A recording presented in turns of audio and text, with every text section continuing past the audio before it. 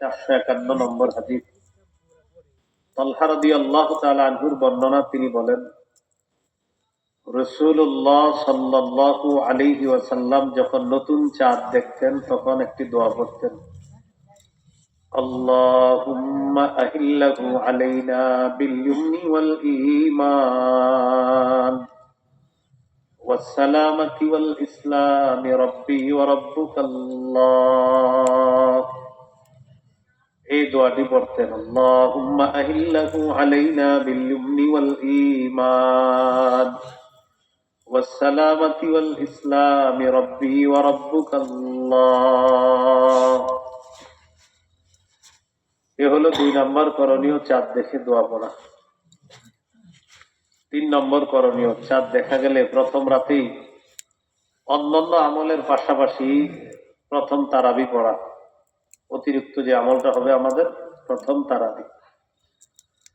সাহাবায়ে কেরামের ঐক্যমতে 20 রাকাত তারাবি পড়া। সাহাবায়ে কেরামের ঐক্যমতে 20 রাকাত তারাবি পড়া, এই ব্যাপারে সাহাবায়ে কেরামের ইজমা। আর সাহাবায়ে কেরামের কথা মেনে নেওয়া মানে আল্লাহ রাসূলের কথা মেনে নেওয়া। সহিহ বুখারীর বর্ণনা, 2009 নম্বর হাদিস। قال رسول الله صلى الله عليه وسلم من قام رمضان إيمانا واحتسابا, যে ব্যক্তি কামা রমাদান, রমজানের রাতে দাঁড়াবে মানে রাতের নামাজ পড়বে, ঈমানাও ওয়াহতিসাবা, ঈমানের সাথে সওয়াবের আশায় যে রাতের নামাজ পড়বে, গুফিরা লাহু মা তাকদ্দামা মিন যামবি, তার আগের গুনাহগুলো মাফ করে দেওয়া হবে। সুবহানাল্লাহ। তাহলে তারাবির নামাজ পড়া 3 নাম্বার কাজ। 4 নাম্বার করণীয়, তারাবির নামাজে কোরআন তেলাওয়াত করা। খতম তারাবি হলে কোরআনের খতম করার চেষ্টা করা, সূরা তারাবি হলে সূরা পড়া, তবে ধীরস্থির ভাবে পড়া। মোট কথা, রমজানে নামাজেও কোরআন তেলাওয়াত করা, বেশি বেশি নামাজের বাহিরেও কোরআন তেলাওয়াত করা। রমজান মাস কোরআন নাজিলের মাস। সূরা বাকারা 185 নম্বর আয়াতে আল্লাহ বলেন, শাহরু রমাদানাল্লাযী উনজিলা ফীহিল কুরআন, রমজান মাস যেই মাসে কোরআন নাজিল করা হয়েছে। কোরআন যারা পড়বো, কয়েকটা আদব মনে রাখবো। 1 নম্বর আদব, আউযু বিল্লাহ বিসমিল্লাহ পড়ে কোরআন পড়া। সূরা নাহলের 98 নম্বর আয়াতে আল্লাহ বলেন, فإذا قرأت القرآن فاستعذ بالله من الشيطان الرجيم, তুমি যখন কোরআন পড়বে তখন তুমি বিতাড়িত শয়তান থেকে পানা চাও, মানে আউযু বিল্লাহি মিনাশ শাইতানির রাজিম পড়ো, বিসমিল্লাহ পড়া। সূরা আলাকের 1 নম্বর আয়াতে আল্লাহ বলেন, ইকরা বিসমি রাব্বিকাল্লাযী খালাক, পড়ো তোমার প্রভুর নামে যিনি সৃষ্টি করেছেন। তাহলে আউযু বিল্লাহ বিসমিল্লাহ পড়া, এটা 1 নম্বর আদব। 2 নম্বর আদব, ধীরে ধীরে কোরআন পড়া।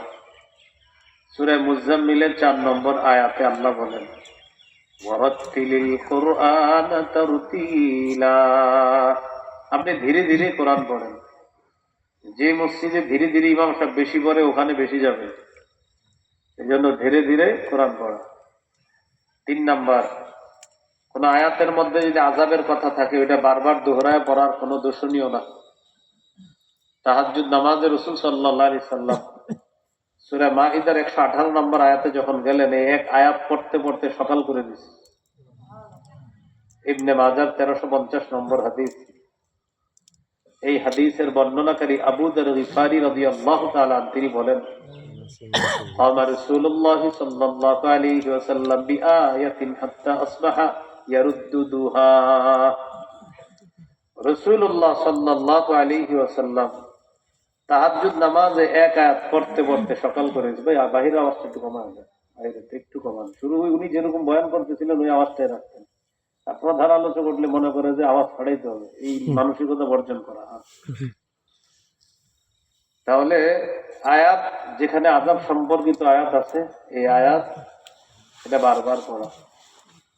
রাসূলুল্লাহ সাল্লাল্লাহু আলাইহি সাল্লাম সূরা মাইদার 118 নম্বর আয়াত বারবার বললেন। কি আছে ওই আয়াতে?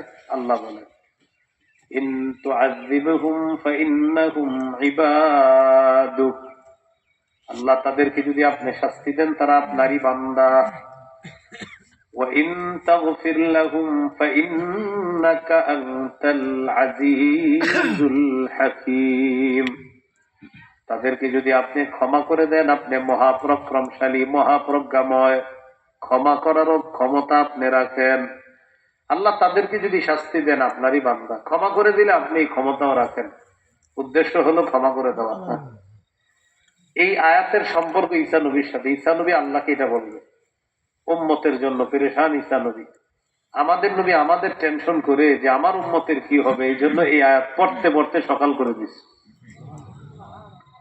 4 নাম্বার, সুললিত কণ্ঠে কোরআন পড়া, একটু সুন্দর করে কোরআন পড়া। নাসাই হাদিসের কিতাব 1015 নম্বর হাদিস, قال رسول الله صلى الله عليه وسلم زينوا القرآن بأصواتكم। তোমরা তোমাদের কণ্ঠের মাধ্যমে কোরআনকে সুন্দর করো, মানে সুললিত কণ্ঠে কোরআন তেলাওয়াত করো। 5 নাম্বার, স্পন্দন সৃষ্টি করে কোরআন পড়া। স্পন্দন কাকে বলে? মাঝে মাঝে হাফেজ সাহেবরা কিছু কিছু জায়গায় পড়লে আমরা বলি এরকম, এই জায়গাটা খুব ভালো লাগে, এটা হলো একটু মজা লাগা কোরআন পড়া। হ্যাঁ, কাবার আব্দুর রহমান as-সুদাইস, শেখ আব্দুর রহমান as-সুদাইস পড়ে যখন, মাঝে মাঝে কিছু জায়গা যখন পড়ে দেখবেন যারা কোরআনের অর্থ বুঝে না এরাও বলে সেই জায়গাটা আরেকবার পড়তে, যদি বুঝে গেল অর্থ না বুঝলেও আপনার মজা লাগতেছে। আমাদের বাংলাদেশের হাফেজ সালে আহমদ তাকরিম, ওর তেলাওয়াত মাশাআল্লাহ অসাধারণ, ইউনিক তেলাওয়াত নিঃসন্দেহে।